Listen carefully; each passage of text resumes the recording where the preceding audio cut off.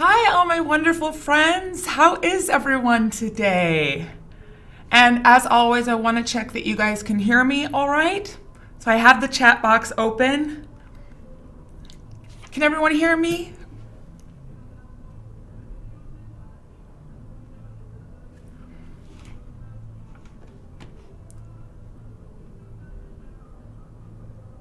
Hi, okay. Can everybody hear me okay? I'm just checking over in the comment box. Yes, thank you, Steve.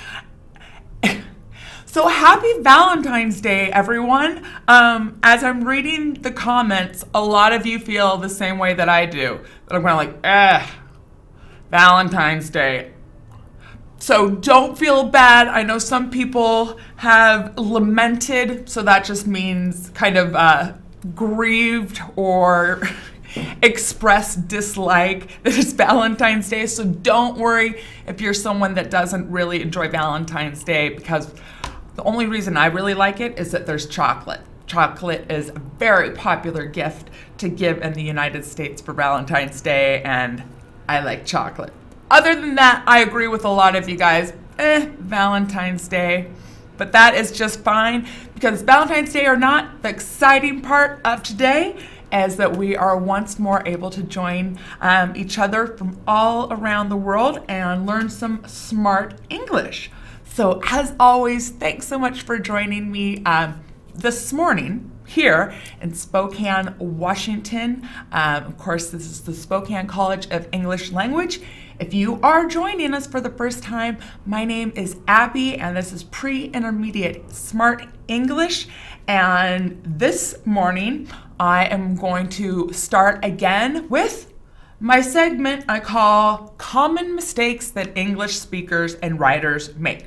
But before I do that, I'm going to check over in the comment section and in the chat box, because you guys always have such great comments. So one moment. Thank you, French Leo. Okay, great. So here we go. Can you guys, as I'm looking at the screen, it looks like some of the words, some of the typing here isn't so great. Can you see it? Again, it Peter, chocolate equals a big behind. No. All right, great. So back to our segment, checking in. Common mistakes that English speakers and writers make. So the first one that we went over last week is a lot. A lot is two words. A lot of times, English writers will use it as one word, but it's not. A lot, two words, okay? Second one that English writers oftentimes mistake is your versus your. And that is, of course, Y-O-U-R. Your shows ownership. So your coffee, your home country, versus Y-O-U apostrophe R-E, which lets us know that apostrophe either shows ownership, or in this case, it tells us that something has been taken out, that we've shortened it. So with the second example, your, with the apostrophe R-E, that lets us know that we've shortened it from you are. So you're also wonderful for being here today. You are also wonderful for being here today. Just checking the comments. Oh, Dari, it's your birthday. Happy birthday, my friend. I hope it's either been a wonderful day, if it's already in the afternoon or evening for you, or that it is starting out as a wonderful day. So very happy birthday to you, my friend. Okay, wonderful. Now, our third one, common mistakes that English speakers and writers make, is there, and they are. Okay, first one, T-H-E-R-E, is like there, a place. So I have not been to South America. I've been to Central America, but not South America. So someday I really hope to go there. THERE is there as in a place. THEIR is like their car, their home. It shows ownership. And lastly, there, THEY, there's that apostrophe again, letting us know that something's been taken out, that it's been shortened down. THEY apostrophe RE. There, when we're using it shortened for they are. Okay? And then our fourth one, skipping down, 2, 2, and 2. Our first TO is Happy Valentine's Day to you. I am writing a letter to my mother. The second one, TOO, is like too much. Don't eat too much chocolate on Valentine's Day. Otherwise, you might get a little bit sick. Chocolate, don't eat too much. And then our last TWO is just 2 as in the number. Right? A little review. We know that there's 4 main sentence types in English. And the first one is simple sentence. And that is just our subject. So who or what or where we're talking about, our subject and a verb. So that is the first of the 4 main types, or the 4 types of sentences we have in English is just the simple sentence. So to review last week, this week, I'm going to start out with accept versus accept. But first, I'm going to check over in the comment section with our live chat feed. Looks good. Okay, wonderful. And remember, as always, if you have any comments or you have any questions and you're joining us live, just put them over in the live chat box, and I will certainly try my best to get to your questions and your wonderful comments. So this week, as we're learning and looking at common mistakes that are made, accept versus accept. Now, the difference here is that accept, ACCEPT, is to receive or to get. So my first example would be SCEL, Spokane College of English Language. We accept students from all over the world. So with that, the first one, accept, we would say equals to receive or to get. And there we go, to receive or to get. So once more, SCEL accepts students from all over the world. And a different way, accept, what that means is that we're using that usually in place, or we mean unless or excluding. Example of that. So I like all fruits except apples, which actually isn't true. I love apples. And here's a little bit of trivia for you. So a new fact.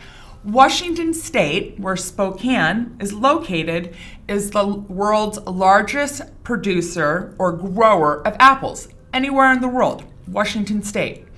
Our state is pretty much divided, the west side, and then there's a huge, very beautiful mountain range called the Cascade Mountains. And then we have the east side of the state where Spokane is at. But in the middle of the state, below the mountains, most of the towns and the cities there are surrounded by apple orchards. So lots of apple trees. And it's so very beautiful, the farmland there. And with that, a little bit of extra interesting knowledge for you. Washington State is the world's largest producer of apples. With that, using my example, I like all fruits except apples. So again, you're showing excluding. In another way, we could say with accept is to get or understand. So I accept, ACCEPT, I accept the fact that even though I'm a teacher, I'm still a student.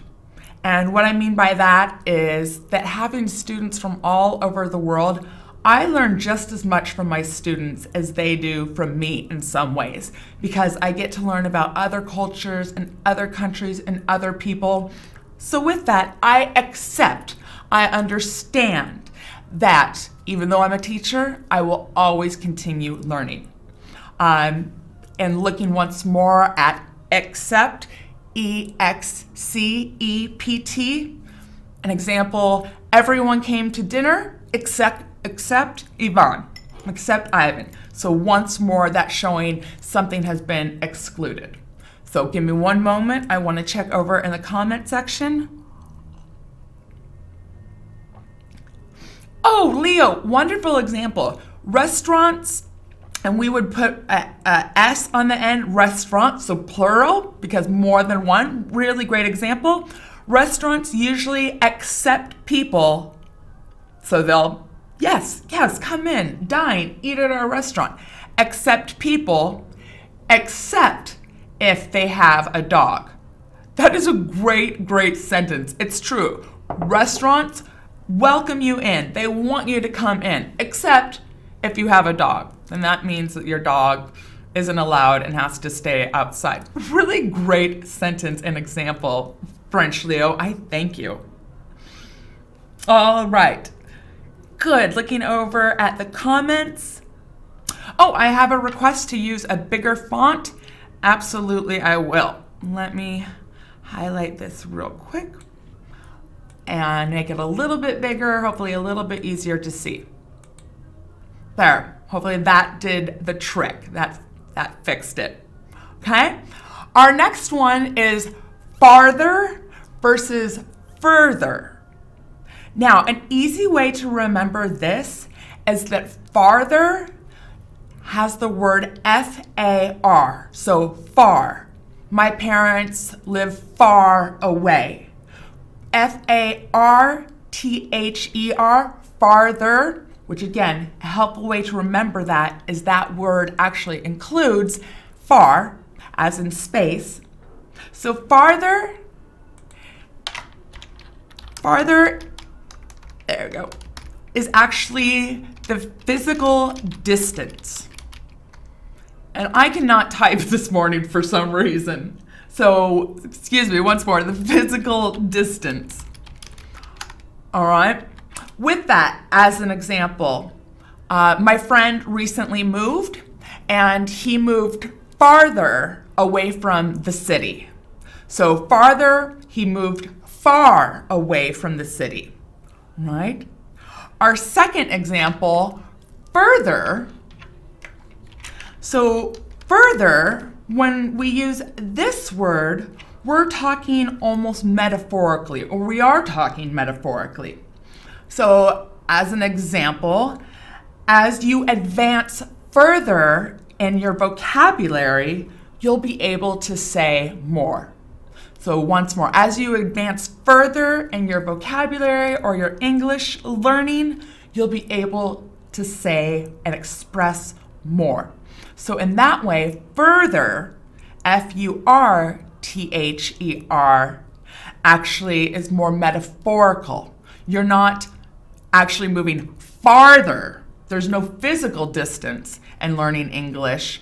You're moving further in your English acquisition, so acquiring knowledge of the English language.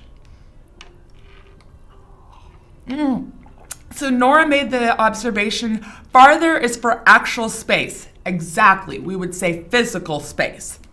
Further is for things that don't exist. That would be correct, not quite don't exist, but something that we can't actually hold or touch or physically show. So you are wonderful observation, but just a little different. It's not that it doesn't exist, it's just not that it's physical. So again, I can't physically touch your thoughts, Okay, I can't physically touch what goes on in our brains as we learn a new language and as we learn new vocabulary in English. It's not physical, it's in our mind. So again, metaphorical, but really wonderful observation and comment, Nora. Thank you so much, my dear. All right, good. Again, checking over in our comments.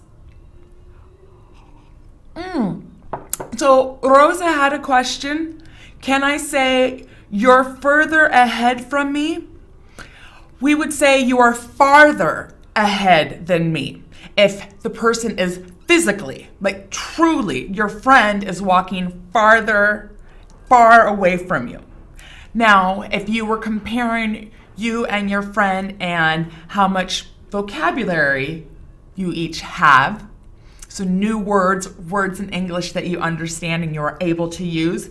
If your friend maybe has studied English longer, we would say that she or he is further along in learning English. So in that way, the first example, farther, F-A-R, far, we know that's distance. So if you're walking with your friend and they walk very fast, then they are farther away from you. If we're talking about learning English or something that we can't physically measure or physically show, you would say my friend is further along in learning English. Great question, wonderful question, Rosa, thank you. And again, Nora, wonderful example. All right, and then looking at our last one, and this is a very, very common one, then versus than. So when we're talking about then, T-H-E-N, what that means is time, right? So example, we are going to have coffee, we will have coffee, then we will have dinner. So it's showing time. What will happen first? We'll enjoy coffee. What will happen second? Then we'll enjoy some dinner. So T-H-E-N, then, that E-N gives us the N sound, versus than. And again, we have a little bit different sound because it ends in A-N, so it gives us that an sound. So then versus than. Than is when we are comparing, when we're making a comparison. Okay, so with that, I could say, I would rather have coffee than tea. So I'm comparing coffee and tea and which one I enjoy more. I like tea, but I would rather have coffee than tea. So again, as we wrap up our new weekly segment of common mistakes that English writers and speakers make, our last example is then, showing time, we'll have coffee, then we'll have dessert or dinner. Versus than, and that's when we're making a comparison. So I'd rather have coffee than tea. And once more, looking at the top of this week's list and examples, accept versus accept. A-C-C-E-P-T is to give, or to receive, or to get, or to understand. So Spokane College of English Language, we are happy to accept students from all over the world. In the same way, my example, that as a teacher, I still accept the fact that I can learn from my students as well. And that's because we do accept students from all over the world, and I'm able to learn from them as well about different cultures and places and people. So I accept that even though I'm the teacher, I can still learn from my students so many wonderful things. That's different than accept, E-X-C-E-P-T, that we use in place of unless or excluding.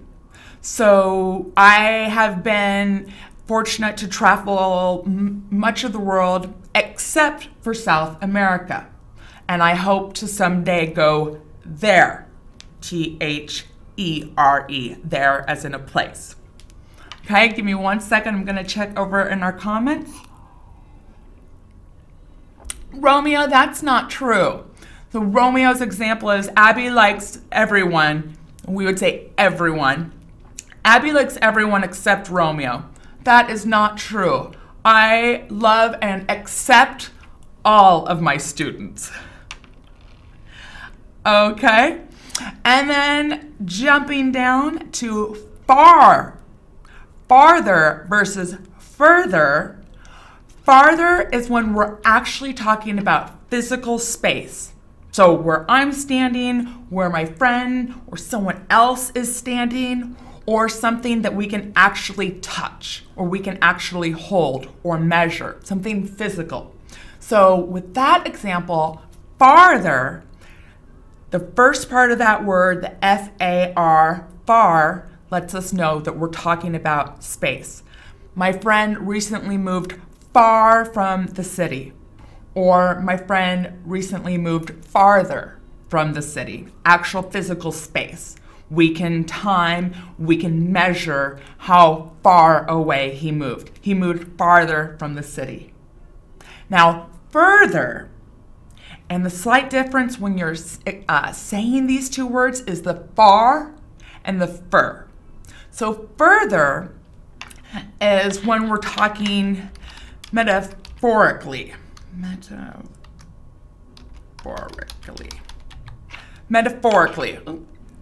Again, my apologies. I'm not typing very well today. We would say metaphors. Metaphors.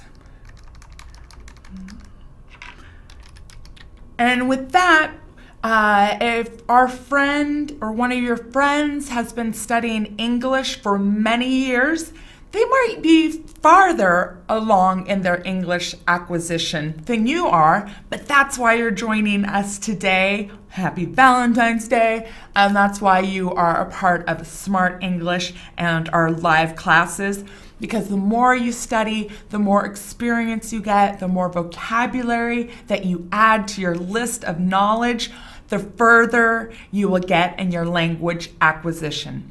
And once more, you've probably picked up that I use the word acquisition a lot, and that just means to acquire, to get. So keep studying, keep working on rebuilding and continuing to build your vocabulary. That will really help you further your English language acquisition. So further versus farther, we're talking in metaphors, okay? So things maybe we can't actually touch, thoughts, kind of things that go on in our brain, in our mind. We can't physically touch those, like English learning, but keep coming to the Smart Live classes. If you're interested, you can become a premium subscriber, and then you'll get access to working with me one-on-one if you have questions and the quizzes, homeworks, and that might very well help you in furthering your English language acquisition. Let me check over in the comments real quick. And again, I apologize if I ever am not able to get to all your questions or comments. We have so many wonderful students that join us each week and are making comments that sometimes I'm just not able to catch all the questions. So my apologies with that. That's a great reason if you are interested to actually join the Smart Live class and become a premium subscriber, because once more, if I'm not able to get to your questions during our live class, you can email or send them to me later. But just checking, I wanted to look. Okay, and then our last example, then, hear that E-N with the N sound? Versus than. So then we're actually talking about time, okay?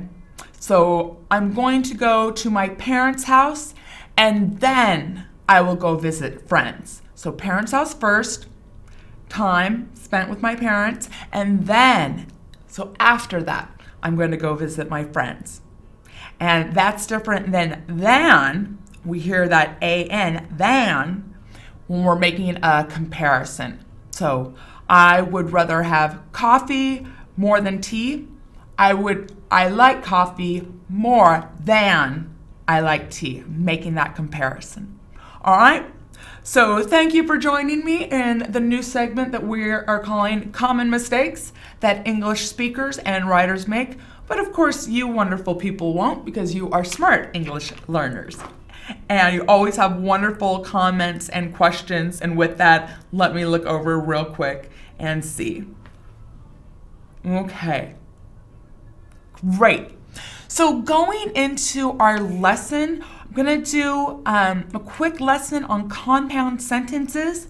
And then as promised, we will start on our new vocabulary. And this vocabulary is focusing more on animals and nature. But in all, there's so many very helpful vocabulary words that will help further your English acquisition. So, the one vocabulary word that we'll be using in this example and in this exercise, in this practice, is enough. Now, enough just means you have what you need. Okay, you have what you need, or you have to the extent that you can have. So you can't have any more. So I have enough coffee to get me through the morning. Sometimes if my class, they're working so very hard, if they have a lesson to work on, I'll say, I know you have enough homework, so I won't add any more. Okay, so enough. There is a sufficient amount, and we'll look at this as we go through with our examples. So once more, we know starting out with simple sentences, as we went over last week, in English, there are 4 main sentence types. In this unit, we're going to talk about compound sentences.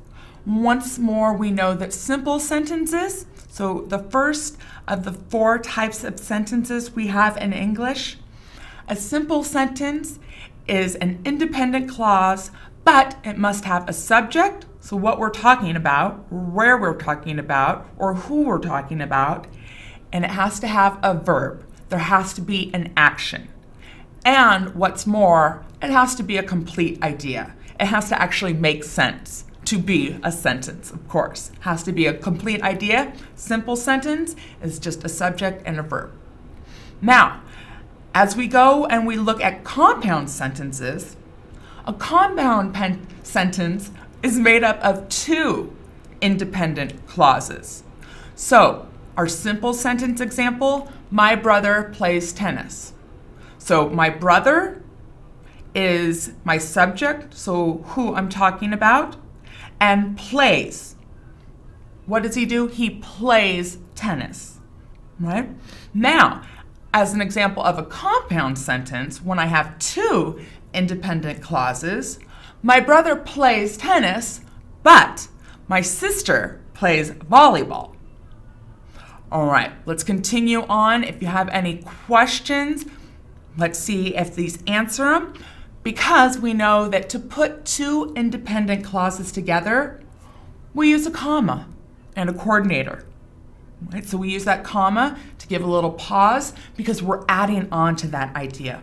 And with that, as we add on to the idea to make it a compound sentence, we need to have a coordinator. Now, there are 7 coordinators that you can use. For, and, nor, or, yet, or so. And I will, after class wraps up, I will put these in our class notes. And once more, if you are a premium subscriber, I will send those to you so that you have our class notes. But continuing on, that an easy way to remember them all is to use the first letter of each coordinator. We call this an acronym, okay? So when you take the first letter of each word and you make a new word or a made-up word to help you remember. This example, if we take the first letter of each of these words, we can create the acronym fanboys. All right? So fanboys, for, and, nor, but, or, yet, or so. And those are our 7 coordinators when we're making compound sentences. Right? Well, let's look at what all those coordinators actually mean. So, for, and this might be in next week's edition of Common Mistakes English Speakers and Writers Make, this for, F-O-R, of course, is different than for, F-O-U-R, which is the number 4. For example, for gives us a reason. Okay? As one of our coordinators, we use for to give a reason. Example, they took care of her for she was sick. Okay? Why did they take care of her? What's the reason they took care of her? She was sick. And, jumping down, and adds more information or adds an additional idea. John cooked the food and Alice washed the dishes. So we're giving more information. Not only do we know who cooked the food, John, but we also know that Alice washed the dishes. So that's adding more information. John cooked the food and Alice washed the dishes. Okay, one more, and then I'll check over if you have any questions in the comment box in our live stream. Nor, okay? Nor adds information, but to a negative sentence. I don't like movies, nor do I like TV. So I gave you an interesting fact about Washington State, which again is that Washington State produces more apples than any place else in the world. Interesting fact. Interesting fact about me is that I have not had TV or a TV in almost 15 years. I just don't watch TV. I love to read, and I love to be outside more than I enjoy watching TV. So I like movies. I like scary movies because they keep you, we say, on the edge of our seats. That's an idiom. So when you're on the edge of your seat, it means you're so excited, you are so interested in the movie or whatever you are a part of, that it keeps you on the edge of your seat. So I don't really usually like movies unless they're scary or action movies. I don't like most movies, nor do I like TV. In fact, I haven't had a TV for close to 16 years. So there's your interesting fact about your teacher. Okay, I'm gonna look over in the comments, and once more, my apologies if I'm ever not able to get to all your questions and your comments. Let's look. All right, wonderful examples. French Leo, I am a fat man. Simple sentence. There you go, pretty simple sentence. Simple, to the point idea, right? All right, so comma and a coordinator or a semicolon. That's correct. Our most common use is usually just a comma because we just have 2 independent clauses. So 2 main ideas instead of like our simple sentence where there's just one main idea. Okay. Looking down, but, B-U-T, that shows or gives us an example of contrast. So how things are different, or how they contrast.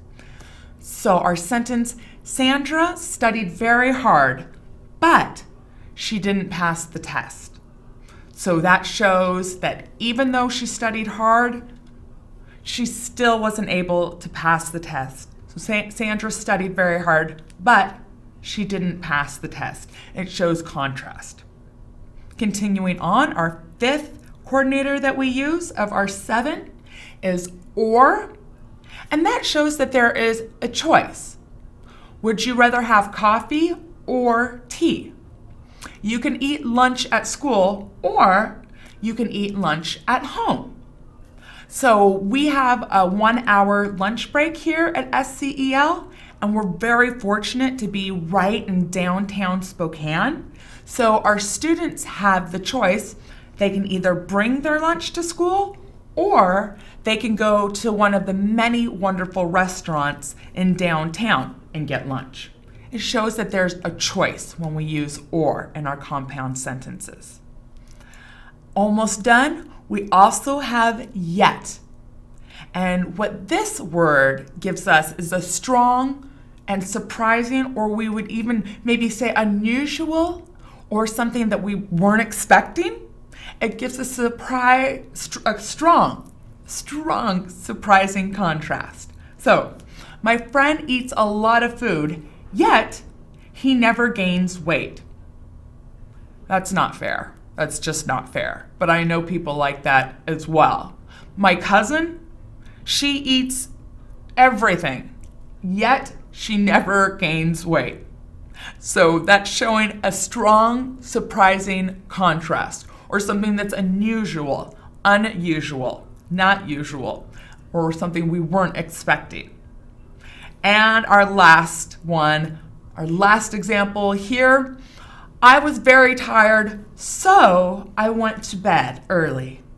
And so is when we are showing a result, okay? I went to bed early. Why did I go to bed early? Because I was very tired. So shows us the result, something.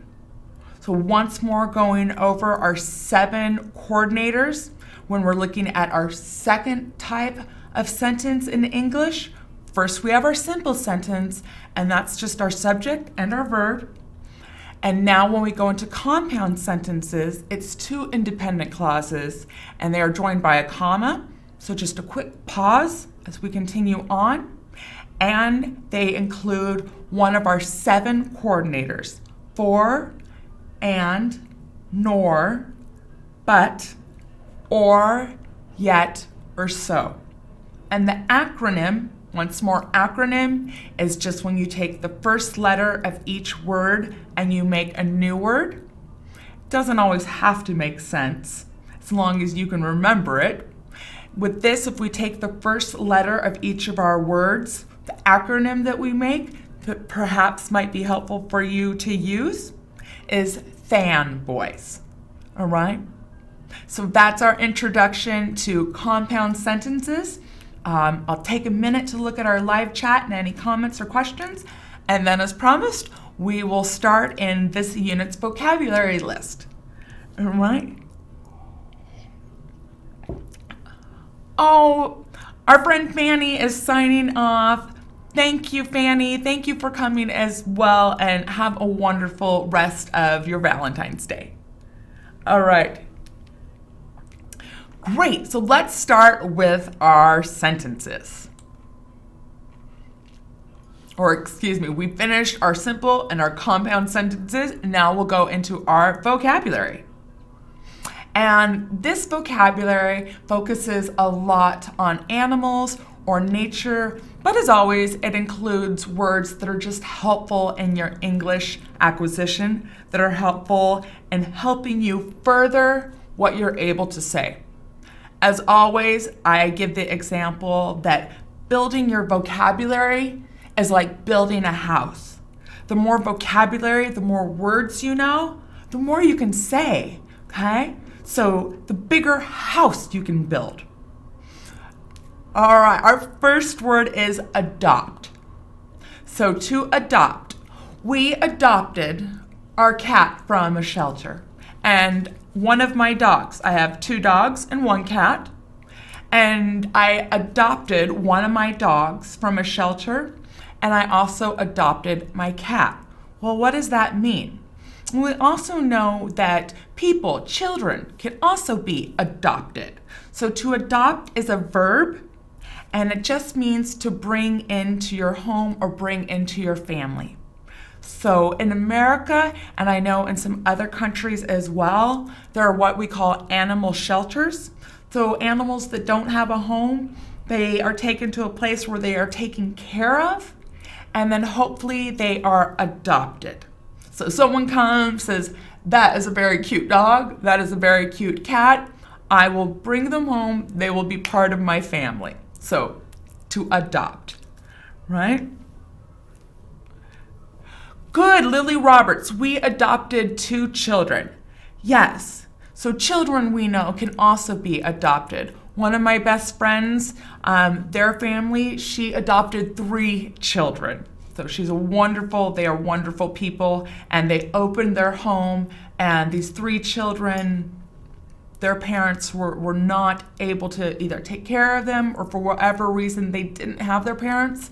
And so my friend and my friend's family were amazing, and they have adopted 3 children. All right.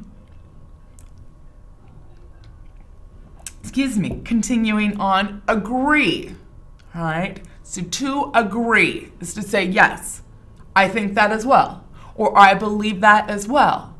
So we could also say in the negative, I don't agree with you because I think you're wrong, or I agree with you.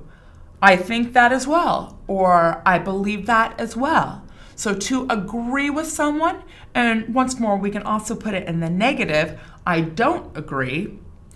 To agree with someone means to say, yes, I think or I believe the same as you.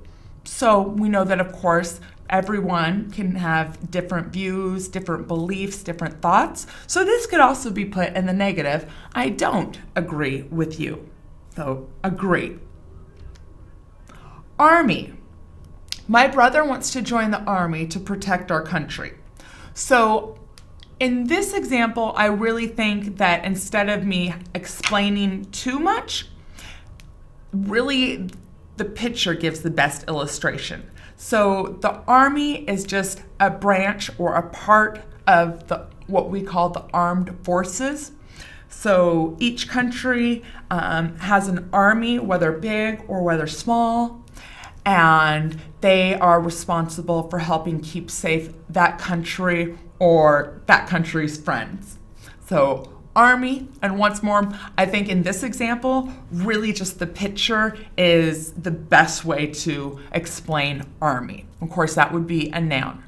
Okay, looking over. Oh, so Rosa made the great observation. You're absolutely right. She said, agree is the opposite of disagree.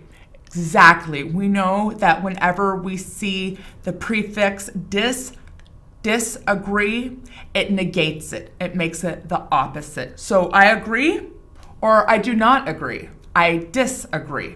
Great observation. Thank you for that wonderful comment, as always, Miss Rosa. All right. Natish gave a good example, as well as Noor. Army, we would say, in the Army are brave men, or the Army has brave men and women. The second example, I like people who join the Army. Okay? So you like people that are a part of the Army. Right? Continuing on, available. Okay. Once more, I think that the picture here and the illustration, our example of this word, is a great way to learn it, because we can see here that there are not any tables available at the restaurant. So if something is available, that means that you can acquire it, or you can get it, or you can have it. So if we came to this restaurant, we could not get a table because there aren't any available. All right. Bite.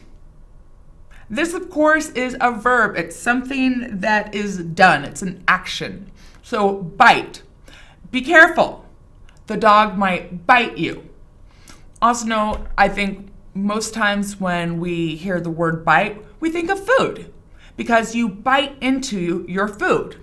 All right? And we do know that, yes, sometimes animals, if they're scared or if they're upset, animals can't speak. Or if you do hear animals speak, that might be a problem, because animals can't speak. They can't convey their ideas or their feelings in a language. They do it in other ways. They do it most often in physical ways. We know that when a dog is wagging its tail, okay, they're not actually saying, I'm happy, okay? But they are conveying, they are showing us the idea and the fact that they are happy, and they're doing that through physically with their body wagging, we would say wagging, so back and forth, wagging their tail. In the same way, animals, when they're scared or they're frightened, it's oftentimes that's when they will bite, okay? When they're trying to protect themselves. And bite, we also think of that when we think about food, okay? You bite into your food. Going back to apples, I love biting into an apple when you get that crisp snap, and apples are wonderful. If you like apples, come to Washington State. Come visit us at SCEL. We gladly accept students from all over the world. All right. Nora, as always, has another great examples. You should try pizza. It's the most amazing food in the world, or as we know from last unit, amazing and awesome are oftentimes and very wisely or appropriately used as synonyms. It's the most awesome food in the world. Take one bite and you will be addicted. Great example, Nora. Thank you for that sentence. And my apologies if I ever mispronounce names. So bite into food? ? Exactly. You bite into your food, right? So you can, if you're eating a piece of pizza, it's most common to just eat it with your hands, okay? So you have your piece of pizza, you're gonna be addicted. It's one of the most awesome foods in the world. You could take a bite, or I know some people that don't like eating pizza with their hands. They disagree with the idea that that's the best way to eat pizza. They would rather actually cut a piece. So if they cut a piece with a fork and a knife and then take a bite. So you could do it both ways. And exactly, yes, bite into food or take a bite of food. Okay. Mr. Leo asks, can we say there's no table available? Absolutely. That is exactly what we can say. There is no table available. So there's no table we can sit at. There is none open. There are no tables available. There are no tables for us. Okay? So in that way, available, we could think of ready. There are no tables ready for us. Going back, we can see that this restaurant is very, very busy. There are no open tables. There's no tables available. Okay, great question, Leo. Thank you. All right, boat. This is a pretty easy one, and I'm willing to bet that most of you already know what a boat is. It is, of course, a noun. It's a thing.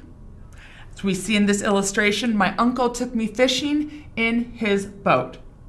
Obviously, what these two people are sitting in, that is a boat.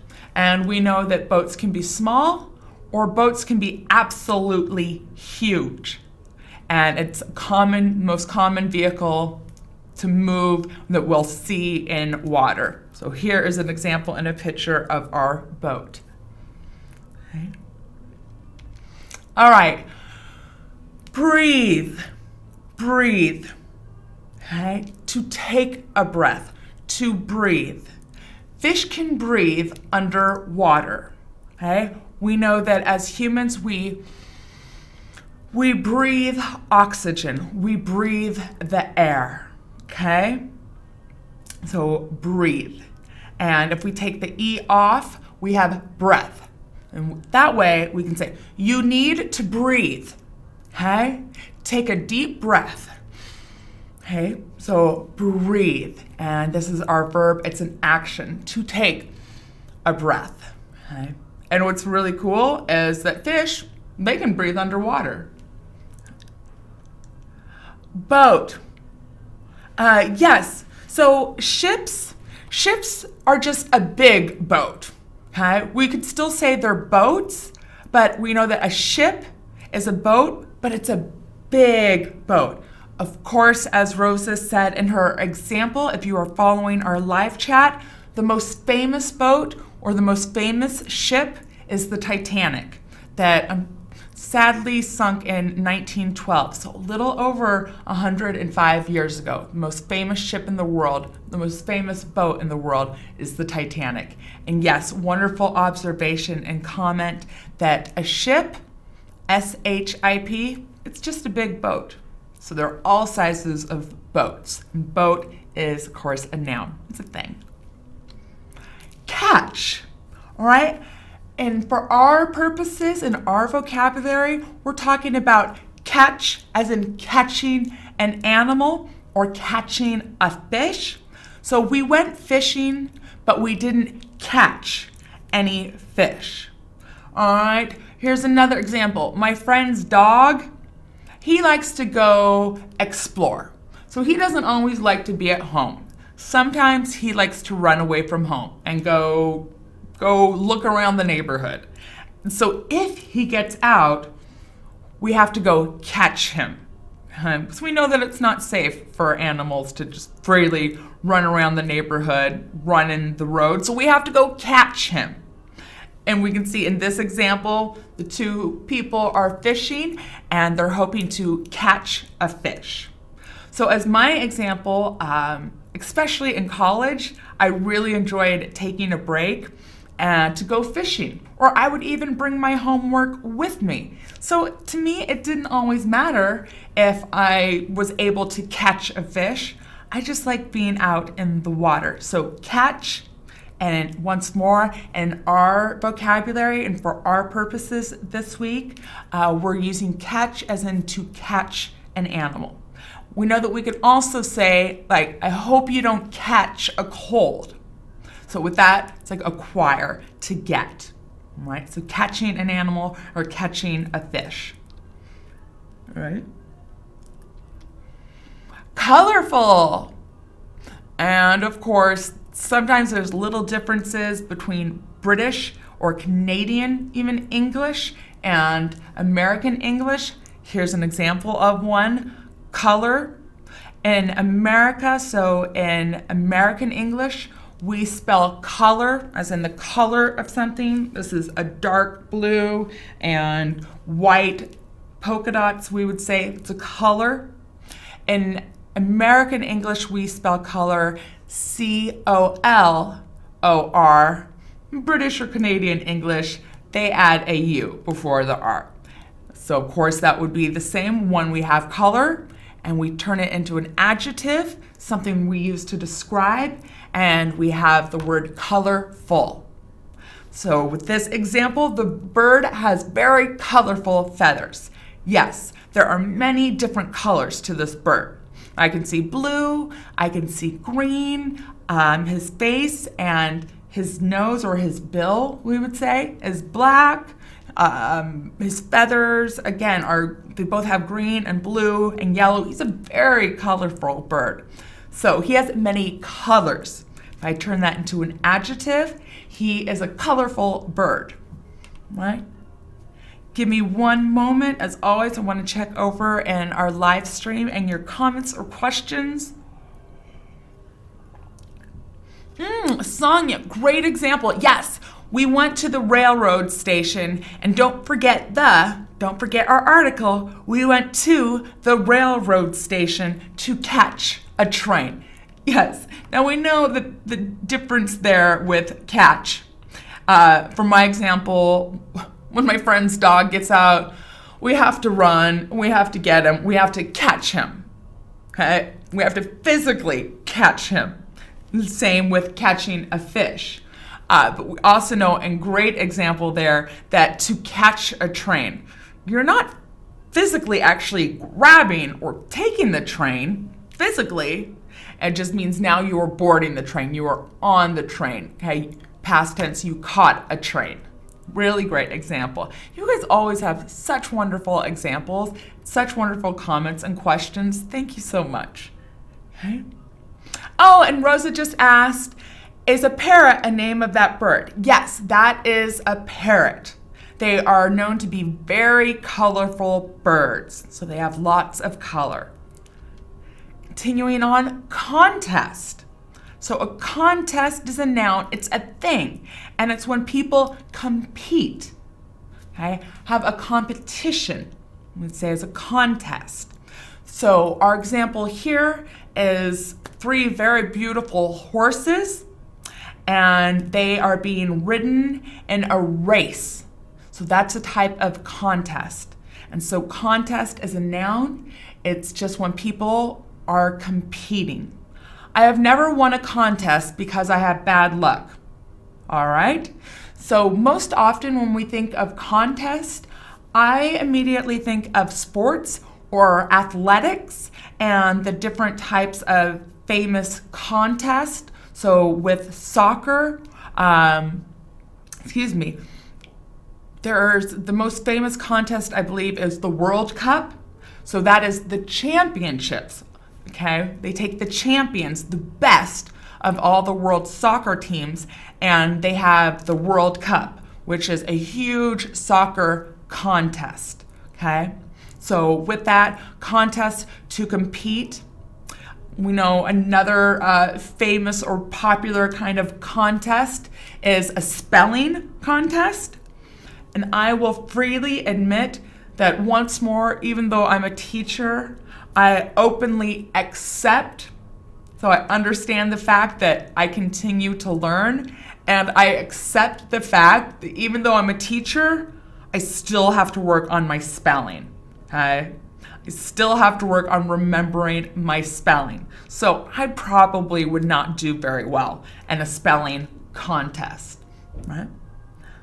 Yes, Nora says a beauty contest. We know the most famous is Miss America, Miss Universe, Miss World. That is a beauty contest.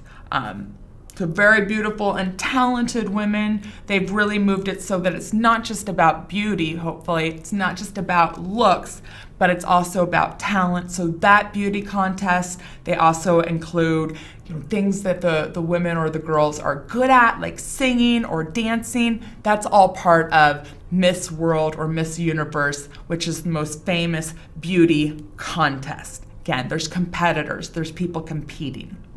Great example. So Victor asks, what is the difference between contest and competition?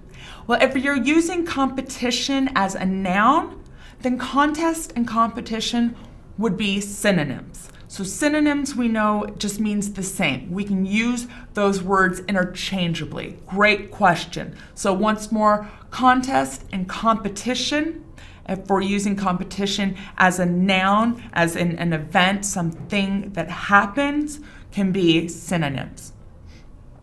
In the same way, Rosa asks, what's the difference between contest and tournament? A tournament is just a style of contest, or a category, or a kind of contest. A lot of times tournaments are held on weekends, so they'll be 2 days long, and so there's lots and lots of contests. So with soccer, a soccer tournament would probably be 2 days long, and different teams would be competing and would have many competitions in a tournament. So great question. A tournament is just a category or a type of contest. One that there are many competitors, that there are many contests that are included in a tournament. Great question, Miss Rosa. All right. Natish asks, can we say, is there a contest only between PhD students? If I read that sentence correctly. So PhD students, we know those are students that are working for their PhD, for their doctorate, so to be the highest, hopefully the best in their different fields of study. Usually I don't think that we would say contest because they're not competing against each other. With that, there's not a winner and a loser. It's really you either get your PhD and your doctorate or you don't. So I guess the PhD candidates could have a contest in as much as if they were competing to see who could get the best or the highest grades, then we would say they've made it into a contest. But other than that, I wouldn't say that PhD students are in a contest with each other because they're not competitors, they're not competing against each other. With that, there's not a winner and a loser. And in a contest and a competition, as we see once more with our example and our picture here of the 3 horses, one of those horses is going to win. They're going to be the number one. There's going to be a second So the runner-up or the second winner, and then there'll be the third. Okay? So with a contest, there has to be a winner and then people that don't win. So we would say winners or losers, who lost, who won. That's what's included in a contest. And now that time is, we are within or to the hour.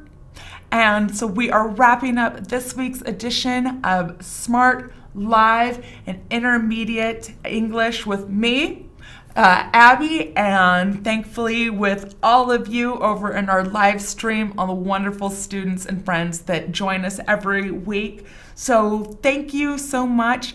Once more, I'm just looking at the comments, and as always, my apologies if I'm not able to always get to all the comments or questions.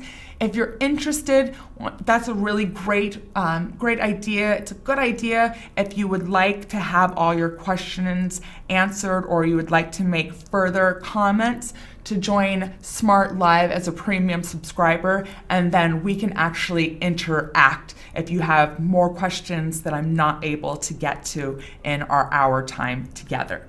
So thank you so much. Once more, as always, it makes me so happy when I sign on and I see all of you signing on to the live feed as well to join us for Smrt English. I wish you all a very happy Valentine's Day, and wherever you are in the world, I hope you have a good rest of your morning, afternoon, evening, or night. So thanks so much for joining me this week. Happy Valentine's Day. Have a wonderful rest of your day, and I will see you next week. Hi everyone, thanks for watching the video. If you enjoyed it, please subscribe to our channel. Also, if you want the full experience of being a student in a Smrt Live class with things like homework and teacher feedback, follow the link and become a premium subscriber. Also, if you want to see more videos from this class, check out our playlist.